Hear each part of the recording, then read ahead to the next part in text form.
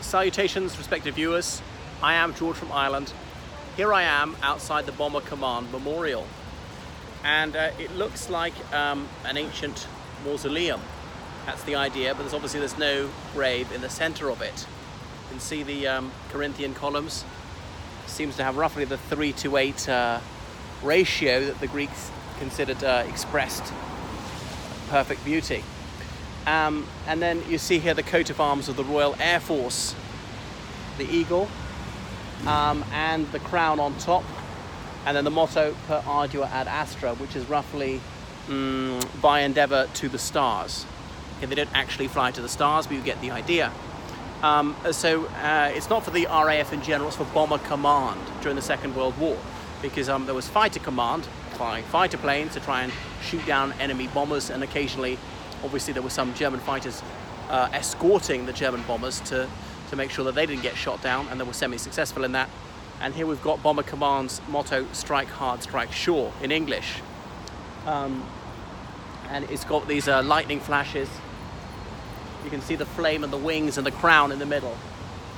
Okay, so anyway, stone laid by the Duke of Gloucester, who is the Queen's cousin. Why is the Queen the monarch and not him? Well, because when George VI died, he had two daughters, he had no son, whereas he had other younger brothers surviving, but the crown didn't go to them, it went to the eldest child of the monarch. Okay, so pointing out that over 55,000 members of Bomber Command were killed in the Second World War. And bear in mind that British military casualties were about 400,000 dead. That's a large number of those, a large proportion came from Bomber Command.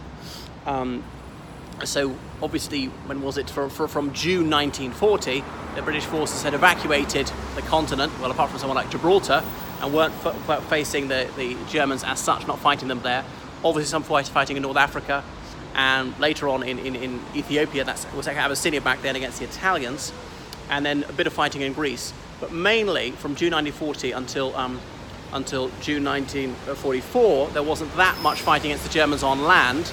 There was obviously the Italian campaign, landing in Italy in July 1943, and the Wehrmacht rushed troops into Italy because they realized that Italy was about to capitulate. And indeed, Benito Mussolini, the Prime Minister of Italy, Il Duce, he was summoned to an interview with the King, Victor Emmanuel, and Vittorio Emanuele informed him he was immediately relieved of his duties as Prime Minister. He was sacked on the spot, and he was arrested on his way out.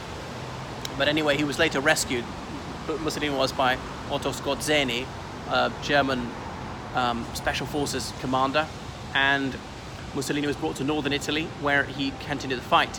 But most people had turned against him. 2/3 of the Grand Council of Fascism, Mussolini's hand-picked supporters, had voted him out. So there's a small minority of fascists in northern Italy who fought on with German support, but most Italians had turned against him, including former members of the Fascist Party. But for about 4 years, Bomber Command was the main way that the United Kingdom could strike at the Third Reich. And you see what Churchill had to say about it. Fighters are our salvation, but the bombers alone provided the means of victory. So because there was obviously there was the Battle of Britain, August and into September 1940, when the Luftwaffe attempted to establish air superiority over the United Kingdom before Operation Sea Lion could be launched. That was the Third Reich's invasion of the United Kingdom. They even prepared a booklet, Informationsheft England, about what, how to behave, what to expect, and there was a list of several thousand people who were to be arrested and summarily executed once the United Kingdom was subjugated. Obviously, it never came to pass. They never achieved mastery of the skies, and the Luftwaffe was led by Hermann Göring, who had various other duties, Master of the National Hunt, and Deputy Führer, and what else, eventually in charge of the 4-year economic plan, but spent most of the war in a hotel in Paris, the Ritz, taking over a whole floor and looting art treasures from Jewish people and being addicted to opium. So the Luftwaffe wasn't as effective as it ought to have been. Anyway, here you can see the statue of these guys from Bomber Command. Very hardy they look too, with their chiseled features, wearing all their gear. So opened by the Queen in 2012, her Diamond Jubilee, as in her 60th year on the throne. And you see various wreaths here sent by people from Poland, from the Czech Republic, from the Netherlands, and so forth. So they've got these poppy features, remember that in Flanders Fields, that poem by that Canadian Army doctor in the First World War, John McCrae, and I can't quite remember the words how it goes, but in Flanders Fields, here we lie, beneath the poppies, row on row. We too were young, we felt sunset glow, and things like that. So with failing hands, we throw the torch to you, and if you let us down, we shall not sleep in Flanders Fields, as in our ghosts will be uneasy if you don't keep up the fight. And indeed, Dr. McCrae was killed before the war was over. But so many poppies grow in northern France and Belgium, that area of Belgium called Flanders. That's why the poppy became a symbol of the First World War. And then the Earl Haig Fund was set up after the First World War by that British General, Field Marshal Douglas Haig, who was later raised to the peerage as Earl Haig. And the Earl Haig Fund was to raise money for former soldiers, some of them badly wounded, invalided out for life, for their widows, for their orphans, and so on. So that was that. And then it's got this, I'm not sure what you'd call it, this thing with a bowl at the top, as though there was a flame there, like in an ancient Greek temple, but there isn't a flame. And then it's got a quotation from Pericles, the ancient Athenian orator. Freedom is the sure possession of those alone who have the courage to defend it. Anyway, so the RAAF wasn't just British at the time. There were Indians who volunteered for it, Zimbabweans, we'd now call them Rhodesians, South Africans, Canadians, Poles, Czechs, Australians, New Zealanders, Americans, even whilst the United States was neutral. And who else? Yeah, all sorts of nationalities. Some of the Free French who in June 1940 chose to disobey their government, not to surrender and to carry on the fight. So here we have some wreaths that reflect that. One from the Indian High Commission. Perhaps, can you make it out from this angle? Yes. And there's one from some Czech people. There's one from the Israeli embassy. You can see the menorah there. And a few more. There's a personal message from Mark Regev, the Israeli High Commissioner to the Court of St. James, saying he's grateful to Bomber Command who saved his family and so many others. There's one from the French embassy and so forth.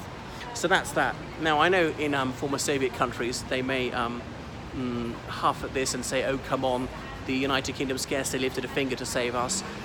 Millions of our people were killed, at least 20 million people between military personnel and civilians. And really, the British sacrifice was trifling compared to what we suffered.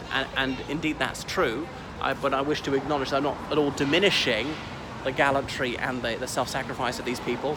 And on the other side, Luftwaffe guys, some of them were valiant, and many of them gave their lives as well. I know that their government was a foul one, but many people say your country is your country. Many people have that Stephen Decatur view, my country right or wrong.